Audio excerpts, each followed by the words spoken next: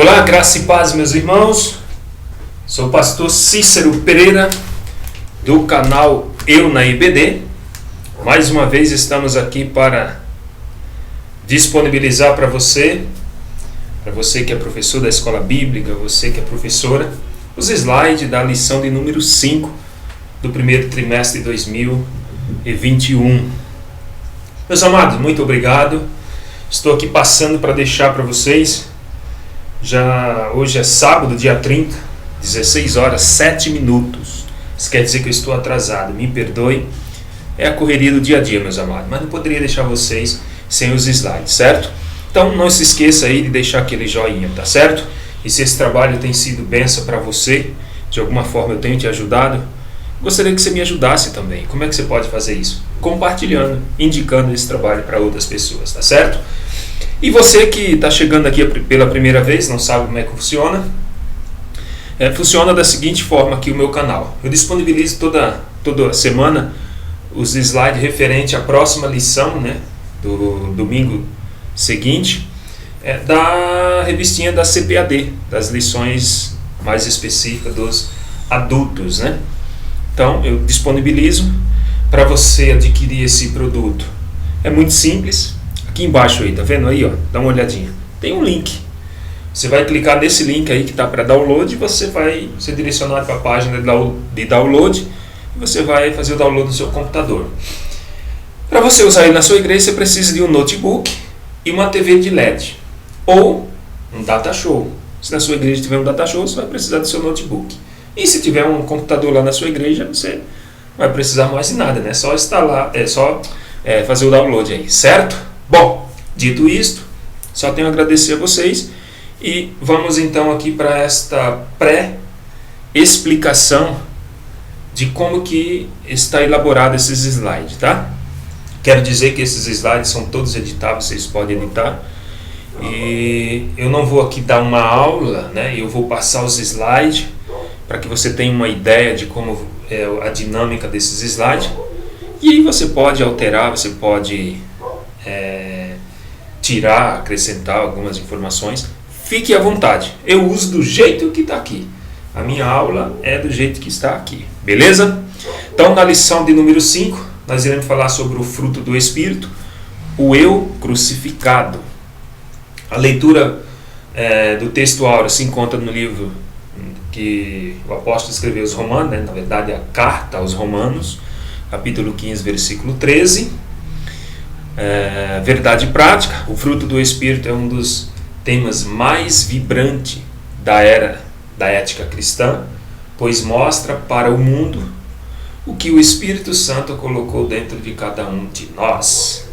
Leitura bíblica em classe está no livro, na carta que o apóstolo Paulo escreveu aos Gálatas, capítulo 5, versículo 16 ao 26. Estão todos aqui, certo? Vamos para a introdução. Na introdução diz assim, o fruto do Espírito é o resultado de uma vida cristã abundante e manifestada no relacionamento entre os irmãos e irmãs na igreja e no lar, na convivência com os descrentes, no trabalho e na sociedade. Ou seja, o fruto do Espírito Santo é a transformação do caráter do ser humano para que ele possa viver, né, entre a sociedade, né, com seus amigos, ter uma convivência harmoniosa. Esse é o resultado do fruto do Espírito na vida do cristão. Devemos entender o conflito entre a carne e o Espírito e a função do fruto do Espírito. Espírito e carne. Quem você alimentar, né, será o mais forte, não é verdade? Uma ilustração simples. Tópico 1. O fruto do Espírito na vida do crente. Qual é a definição do fruto do Espírito? Bom, o fruto do Espírito é o resultado natural de um processo de amadurecimento e a consequência de um processo natural de crescimento espiritual. Simples assim. Então, ele surge gradativamente dentro de nós como resultado da regeneração do Espírito Santo de forma instantânea. O apóstolo Paulo ele apresenta 9 modalidades do Espírito. Está lá no Gálatas 6:22. São gozo, paz, bondade, fé, mansidão, benignidade, longanimidade, temperança e amor, que está traduzido aqui como caridade. Algumas Bíblias não usam mais essa palavra caridade porque já está em desuso, né? A língua, ela é viva, então ela vai se modificando. Hoje, na maioria das versões bíblicas, não tem mais a palavra caridade, só aquelas Bíblias mais antigas. Então não se usa mais essa palavra. É errado? Bom, não cabe mais para hoje. Por exemplo, se você chegar para sua esposa e falar assim para ela: amor, eu casei com você por caridade. Será que ela ia gostar? É diferente dizer: amor, eu casei com você por amor. Então, no nossos dias, a palavra caridade não soa muito bem. Mas está tudo certo, não tem nada de erro aí não. O fruto no singular. Alguns expositores, eles estranham o fato de Paulo contrapor as obras da carne com o fruto do Espírito no singular, que era de se esperar, claro, né, no plural, os frutos. Mas o missionário Eurico Bergster, ele explica esse singular ilustrando esse fruto como uma laranja e seus gomos. Ou seja, o fruto que aparece logo em seguida é o amor, que é traduzido em algumas Bíblias por caridade. Diz o missionário que as 8 virtudes seguintes são os reflexos do amor. Então, dentro desse contexto, o fruto aqui seria o amor, e os 8 frutos, né, os outros aspectos, 8 aspectos, seria do amor, né? E eu também entendo o seguinte: por que é o fruto? Porque o Espírito é um só, mas é Ele que distribui todos esses dons, né? Então eu já entendo por esse lado. Por que o fruto do Espírito? Porque o Espírito é um, mas esse Espírito, ele disponibiliza para nós, ele gera em nós amor, paz, longanimidade, benignidade, bondade, fé, mansidão e temperança. Então o fruto é o Espírito, certo? E os gomos são aí o reflexo, né? São aí as virtudes, né? Vamos dizer assim, fica melhor, as virtudes do Espírito, certo? Que está ilustrado aqui como a laranja, como o amor e os gomos, está tudo certo, beleza? E já esse camarada aqui, Donald Green, acho que é assim que fala, chama o fruto do Espírito de 9 modalidades do fruto. A forma singular sugere que nelas se produz a unidade de caráter de Cristo. Então ele está falando aqui que os 9 dons, que o fruto no singular é produzido pela unidade do caráter de Cristo, certo? Então, de qualquer forma, está tudo correto aí, certo? Cristo tem o seu caráter unânime, o seu caráter único, não muda, imutável, e ele também tem todos esses atributos, né? Vamos lá. O fruto do Espírito em contraste com as obras da carne. Então, do lado aqui esquerdo, fruto do Espírito, de azul ou em azul, e do outro lado as obras da carne em vermelho, que aí vai adultério, prostituição, impureza, lascívia, idolatria, feitiçaria, inimizade, homicídio, bebedice, tem muito mais. Por aí vai, a lista é grande, tá? Bom, andando no Espírito. O que é andar no Espírito? Bom, andar no Espírito é uma expressão que indica viver corretamente em humildade, em submissão e em santidade. Então, na linguagem paulina, ser guiado pelo Espírito significava o quê? Vitória sobre os desejos e impulsos carnais. Simples assim. Tópico 2. A diferença e relação entre o fruto e os dons do Espírito. Bom, qual é a diferença? A primeira é a maior modalidade do fruto do Espírito, é o amor. Esse é o maior. E as demais modalidades são reflexos do amor. Então o maior é o amor, porque ele é superior aos dons. 1 Coríntios 13, 2. Os dons na igreja. Bom, os dons eles são importantes e é a vontade de Deus que nós não ignoramos os dons do Espírito. Então eles são importantes para a igreja e é da vontade de Deus, e nós não podemos ignorá-los. Nós devemos buscar os melhores dons, nós não podemos desprezar as profecias. Então, os dons são uma necessidade imperiosa na vida da igreja hoje, pois ela precisa do poder do alto para combater aí o reino espiritual das trevas, de acordo com Efésios 6:10 em diante. E o tópico 3 e o último tópico, para nós fecharmos aqui: o Espírito se opõe à carne, o legalismo.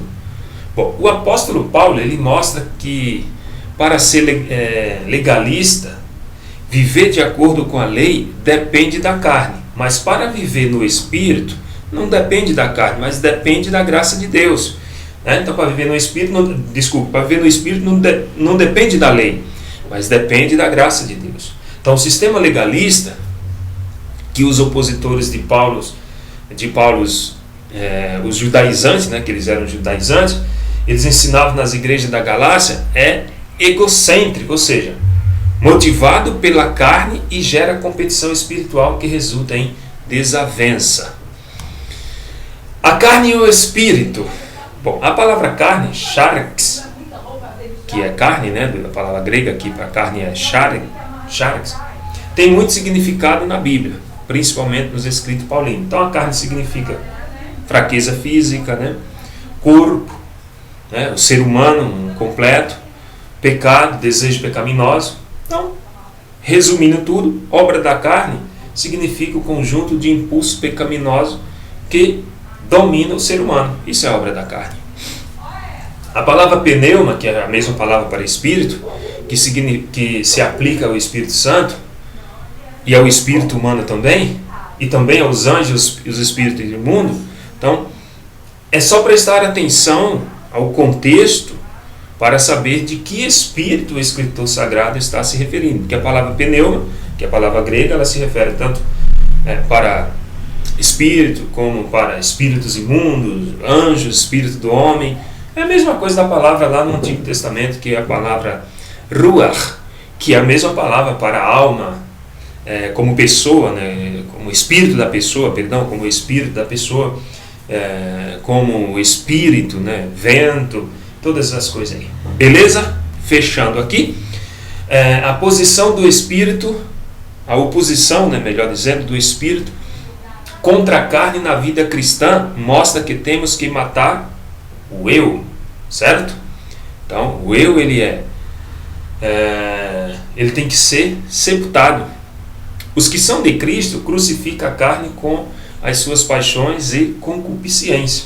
Então, o eu, ou seja, a prostituição, a impureza, a lascívia, a idolatria, a feitiçaria, a ira, pelejas, as dissensões, heresias e essas coisas mais que é do eu. Quando a pessoa se converte a Cristo, isso tem que ser crucificado, isso tem que ser mortificado. Essas coisas não fazem mais parte do caráter do cristão. Elas têm que ficarem, elas já foram sepultadas. E quem morreu, cessou-se as obras, certo? Então, quem está morto para o mundo, esses desejos carnais têm que estar sepultados também, ou eles também deveriam ter sido sepultados também, porque se a pessoa morreu, não tem mais obras, não é verdade? Os vícios. Bom, podemos classificar esses vícios, ou chamar de obras da carne, como é chamado pelo apóstolo Paulo, em 3 categorias. Sexo ilícito, que são prostituição, impureza e lascívia. Pecados de origem religiosa, que é idolatria e feitiçaria. E pecados de origem social, que é inimizade, porfia, emulações, iras, pelejas, dissensões, heresias, inveja, homicídio, bebedice e glutonarias. Então, podemos classificar os vícios aí, que é a obra da carne, ou as obras da carne, nessas 3 categorias. Sexo ilícito, pecado de origem religiosa e pecado de origem social. E para concluir, cabe a cada crente fazer uma análise introspectiva para verificar se suas inclinações são carnais ou espirituais. O pensamento de cada ser humano norteia seu comportamento. Se a sua mente é carnal, seu comportamento também é carnal, que resulta em morte. Se a sua mente é espiritual, seu comportamento também tem que ser espiritual, que resulta em vida e paz. Tá certo, meu amado? Então fica aí para vocês esses slides. Se você quiser utilizar na sua igreja, fique à vontade. E se de uma forma ou de outra esse canal tem ajudado você, tem contribuído alguma coisa, nos ajude também, compartilhando com outros irmãos aí, tá certo? Deixa aquele like, não se esqueça, e até a próxima aula, se Deus assim nos permitir. Tudo isso e muito mais nós fazemos dentro do reino, se for da vontade dele.